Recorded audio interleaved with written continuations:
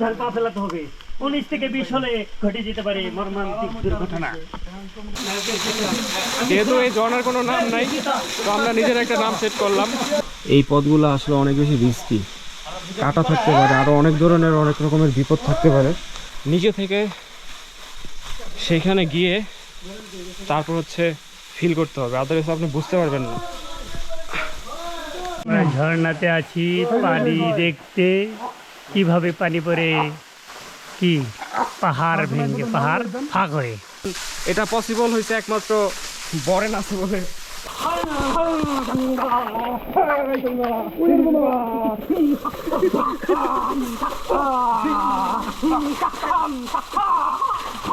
আসসালামু আলাইকুম, সবাই কেমন আছেন? আশা করি সবাই ভালো আছেন। তো সবাইকে ওয়েলকাম করতেছি নতুন আরও একটা ভিডিওতে। আর আজকের ভিডিওতে আমি এখন আছি হচ্ছে বান্দরবনের রুমাতে।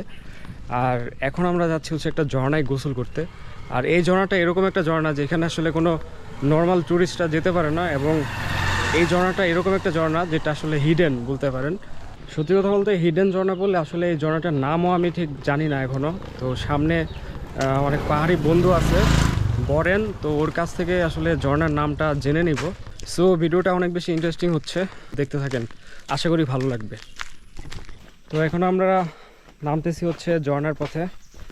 তো এই পথ ধরে আমাদের ঝর্ণার দিকে যেতে হবে। আমরা পাকা রোড থেকে একেবারে জঙ্গলের পথ ধরে ভেতরের দিকে চলে যাচ্ছি। হিডেন একটা ঝর্ণা।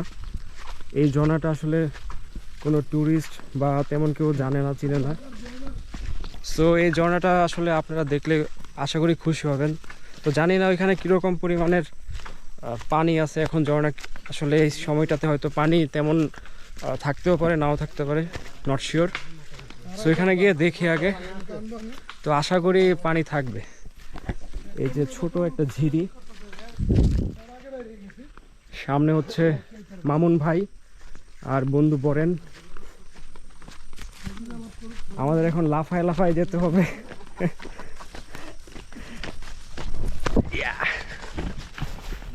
তো আমরা এখন আরো গভীরে যাচ্ছি। আসলে পাহাড়ে যখন আপনি ঘুরতে আসবেন, আপনি যত বেশি গহীনে যাবেন এবং নিজের পায়ে হেঁটে যাবেন, ট্রেকিং করতে করতে যাবেন, তত বেশি মজা পাবেন, তত বেশি আসলে প্রকৃতির যে একটা ফিল বা আনন্দ সেটা আসলে পাওয়া যায়। আসলে গাড়িতে যদি আমরা চলে যাই তাহলে যে একটা মজা, এবং পাহাড় ট্রেকিং করার মধ্যে যে একটা মজা, দুইটার মধ্যে কিন্তু বিস্তর পার্থক্য। সো অবশ্যই চেষ্টা করবেন পাহাড়ে আসলে ট্রেকিং করার, প্রকৃতির সাথে একবারে মিশে যাওয়ার চেষ্টা করবেন। তো আশা করি খুবই ভালো লাগবে। এই যে দেখেন জিরিপথ ধরে আমাদের যেতে হবে। মামুন ভাই বলতেছিল এখানে নাকি একটা মাছ ছিল, যদিও মাছটা পানি ঘোলা হয়ে যাওয়ার কারণে। ওকে, আমাদের এখন জিরিপথ ধরে ঝর্ণার দিকে যেতে হবে। আমরা এখন ঝর্ণার দিকে যাচ্ছি। খুবই ডেঞ্জারাস, এবং আসলে বোঝাই যায় যে এখানে মানুষ একদমই আসে না। সেটা আসলে দেখলেই বোঝা যাচ্ছে, কারণ আমারই অবস্থা খারাপ হয়ে গেছে। মানে জঙ্গলের ভেতর দিয়ে একবার নামতেছি, জিরিতে একবার উঠতেছি, আবার আসলে হাঁটার জায়গাটাও ঠিক সেরকমভাবে নাই। এরকম একটা গহীন জঙ্গলের ভেতর দিয়ে যাচ্ছি। ইনশাল্লাহ আমরা পৌঁছাবো, আল্লাহ ভরসা। সাপ থাকে? সাপ থাকে? সিফার মধ্যে মাছ ধরছেন?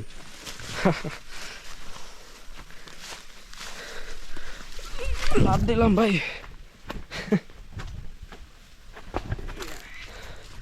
পেছনে আছে রাফি, তারপরে যে বন্ধু আমিনুল। কিন্তু বাকি দুইজন কোথায়? ওরা তো রাস্তায় চিনবো না, ওরা তো রাস্তায় চিনবো না রে, পরে হারায় যাবো। এই যে দেখেন কত ভয়ঙ্কর সুন্দর একটা রাস্তা, ডেঞ্জারাস। এবং আসলে ডেঞ্জারাস না বলি, জায়গাটা আসলে মানে কি বলবো, একদম নির্জন নিশ্চুপ একটা জায়গা, ঘনবসতিপূর্ণ এলাকা থেকে অনেকটা ভেতরে। এবং এই জায়গাটাতে আসলে আমি আপনাদেরকে গ্যারান্টি দিয়ে বলতে পারবো ট্যুরিস্টরা কখনোই হয়তো এখানে আসে না। আমরা আসতে পারছি, এটার আসলে বড় কারণ হচ্ছে আমি বলবো বরেন কম তো বরেনের জন্য আসলে আমরা এই ঝর্ণায় আসতে পারছি। ধন্যবাদ বন্ধু। সো পাহাড়ে আসলে চেষ্টা করবেন ঝর্ণার মধ্যে একবার হইলো একটা ঝর্ণাতে হলো গোসল করার, তাহলে আপনার যে একটা ক্লান্তি থাকবে সেই ক্লান্তি ভাবটা একবারে কেটে যাবে ইনশাল্লাহ। এখানে উপরে এরকম অনেক ঝর্ণা অ্যাভেলেবেল করে আছে। উপরে থাকবো একদম উপরে। চলো যাই। আরে এগুলো অনেক দূরে। তাহলে একদিন থেকে আমরা যাই। হ্যাঁ।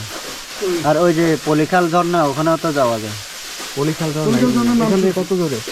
ওই যে ওখান থেকে একটা পাড়া আছে না, ওই যে আসতে দেখার সময় ওই যে ওখানে মানবা একটা পাড়া, ওই ভিতরে যাইতে হবে। কতক্ষণ? 10-15 মিনিট। তাহলে যাই।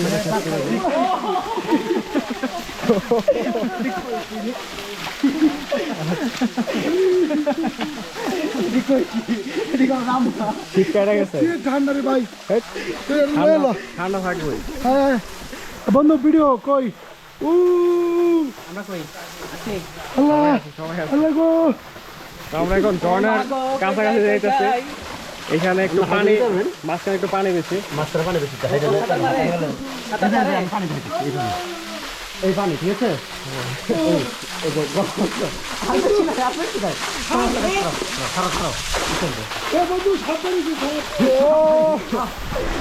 এখানে একটু পানি বেশি, বাট কেউ ঢুকি নাই, আমরা এমনি আসতে পারছি। দেখেন ঝর্ণাটা আসলে অনেক সুন্দর একটা ঝর্ণা। আমি লাস্ট যখন ক্যামেরা সাঙ্গু নদীতে নামছিলাম ক্যামেরা নিয়ে, তখন ক্যামেরা পানি ঢুকছিল, তো এই কারণে আসলে রিস্ক নিতে যাচ্ছি না। বেশি পানিতে আমি যাবো না, হালকা পানিতে চেষ্টা করবো আর কি আপনাদেরকে দেখানোর জন্য।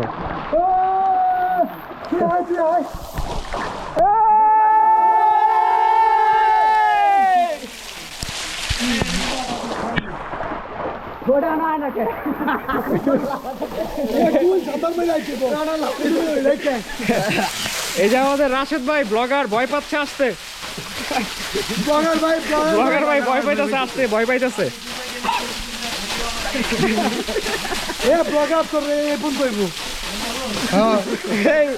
ভাই মোবাইল কিন্তু যাইবো, মোবাইল যাইবো, মোবাইল লেখা পোকা একবার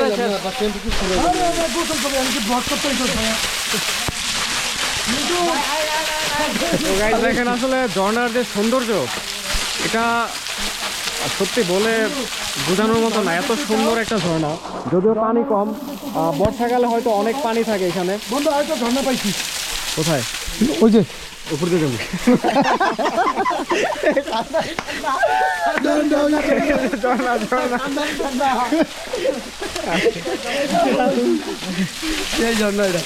ঝর্ণাতে আছি পানি দেখতে, কিভাবে পানি পড়ে কি পাহাড় ভেঙে পাহাড় ফাঁক হয়ে। তো আমাদের সুপরিচিত ব্লগার রাশেদ ভাই, আপনারা যদি না চিনে থাকেন চেহারাটা ভালো করে দেখে নেন। হ্যাঁ, খুবই চিনে রাখো। পরিচিত আব্দুল বাসেত।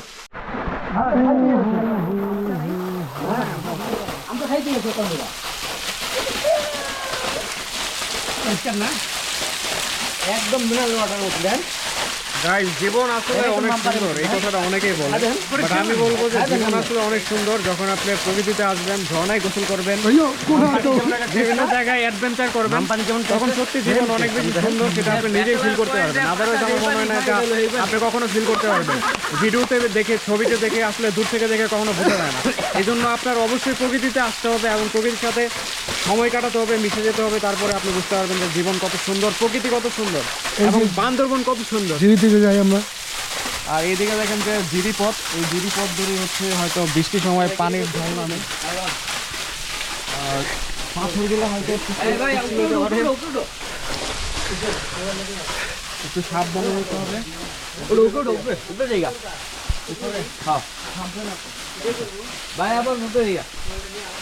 এই কে কে আসবে আসো। I am ready.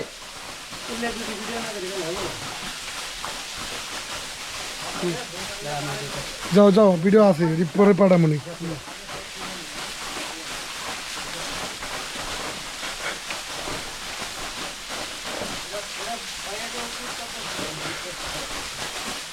ওই যে পারবো জলনি আলা। আমাকে ছেড়ে দেন, আমার কাছে একটু ছেড়ে দেন, আমি নেমে যে পাহাড়ি ঢল এই দুই রাস্তা থেকে নামে। এদিকে এদিকে এদিকে এদিকে এদিকে সুন্দর পথ, নামতে পারবা, এদিক দিয়ে নামা সম্ভব না, ওঠা সম্ভব। শোনো একটা দিন মনে রাখো, পাহাড়ে ওঠা সহজ, নামা কঠিন।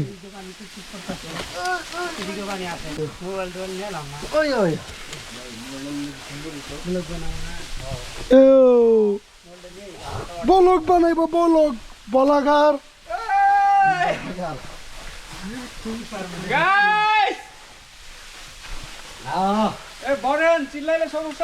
আর তুই চিল্লাছে ভাল, পাহাড়ে চিল্লাইব বলে সমস্যা।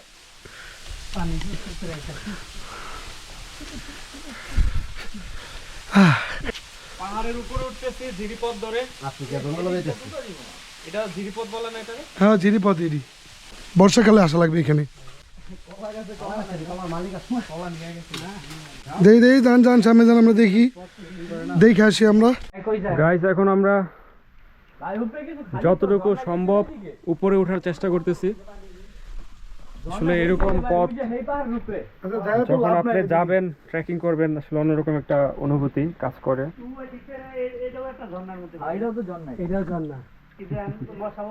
এটাও ঝর্ণা না, আছে অনেক হিডেন ঝর্ণা আছে, বুঝছেন? বান্দরবনে অনেক হিডেন ঝর্ণা আছে, একটা আমাদের সামনেই, যেটা আসলে সবাই জানে না। ওই পাহাড়িরা যারা থাকে তারাই জানে। ভাই সামনে মানুষ কে কো আছে? চলে আসেন, চলে আসেন ভাই, আসেন ভাই, ধরে রাইন্দা খাইলেবো কিন্তু উপরে খাইয়া লাইলে তো চিল্লানো দিতে না পরে। আমরা আসলে অনেক গহীনে নামছি, ওই অনেক ডাউন থেকে কিন্তু আমরা এত উপরে উঠছি। দেখেন, চিন্তা করে দেখেন কত নিচে, আর সেই সুন্দর ঝর্ণাটা হচ্ছে নিচে, এবং এইদিকেও কিন্তু অনেক উপর পর্যন্ত চলে যাওয়া যায়। মাউন্ট ভাই গেছিল, আরেকটু হলে মানুষকে কেউ খায় ফেলাইতো পাহাড়ে। ভাই বাইচে আসতে পারছেন, শুক্রিয়া আদায় করছে মামুন ভাই। যাই আমরা যাবো না উপরে, কারণ জঙ্গল, আর ওইদিকে এখন গিয়ে লাভ নেই। নিস্তব্ধ একটা পরিবেশ। এখন আবার পাহাড়ের এই ঝিরিপথ ধরে আমাদের পাথরে পা রেখে রেখে সাবধানে নিচের দিকে নামতে হবে, এবং আমরা সবাই সেটা ট্রাই করবো এখন নামার জন্য। তো আমি আমার মতো প্রিপারেশন নিয়ে নিচ্ছি, ক্যামেরার গ্রিপ ভালো করে লাগিয়ে নিলাম, এখন নামবো। আসলে উঠা যতটা সহজ, নামা তার থেকে আরো কঠিন।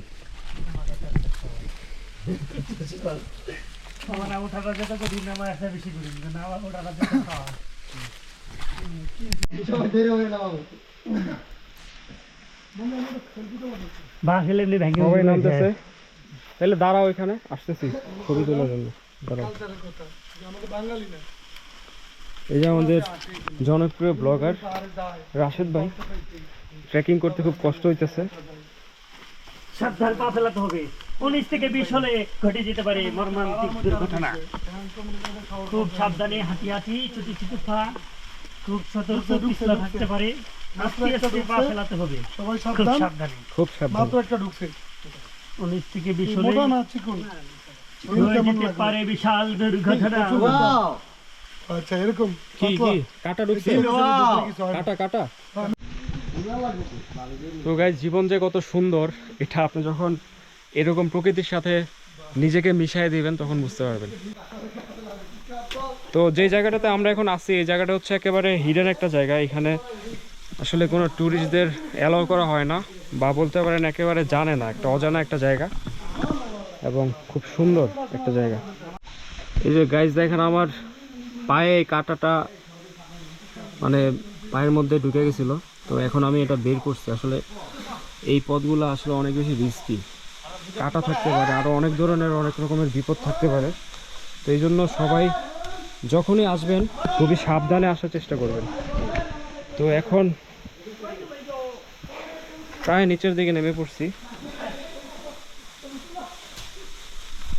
তো পাহাড় ট্রেকিংয়ের মধ্যে বা ঝিরিপথ ধরে হাঁটার মধ্যে আসলে অন্যরকম একটা মজা আছে, যেটা নিজে থেকে সেইখানে গিয়ে তারপর হচ্ছে ফিল করতে হবে, আদারওয়াইজ আপনি বুঝতে পারবেন না। ভিডিওতে দেখে হয়তো মনে হবে যে এইটা কোনো ব্যাপার না, কিন্তু আসলে রিয়েল লাইফটা নট ইজি। যখন আপনি এখানে আসবেন তখন বুঝতে পারবেন যেমন কষ্ট হবে তেমন আবার মজাও হবে। সো অলরেডি নিচে চলে আসছি, এই তো সামনে ঝর্ণা। এখন আবার একটু ঝর্ণায় গিয়ে গোসল করব, তো চলেন।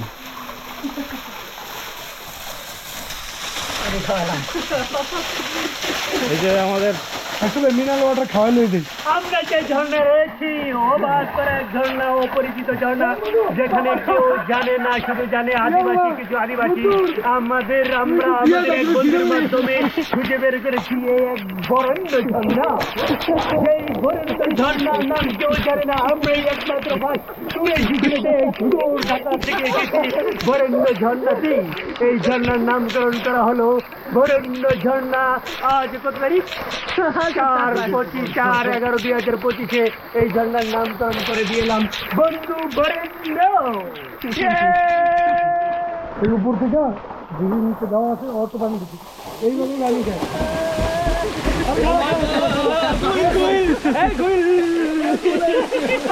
আমি কিন্তু সাঁতার পারি না, তাও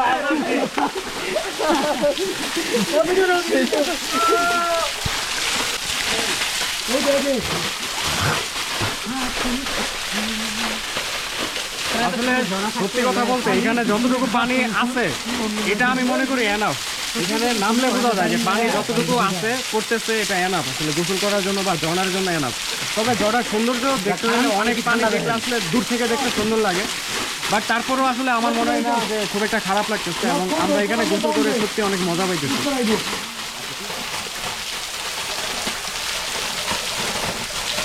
তো এখন আমরা ঝর্ণায় গোসল শেষ করে আমরা আবার ব্যাক করতেছি। তো আজকের এই ভিডিওটা, এই ঝর্ণার ভিডিওটা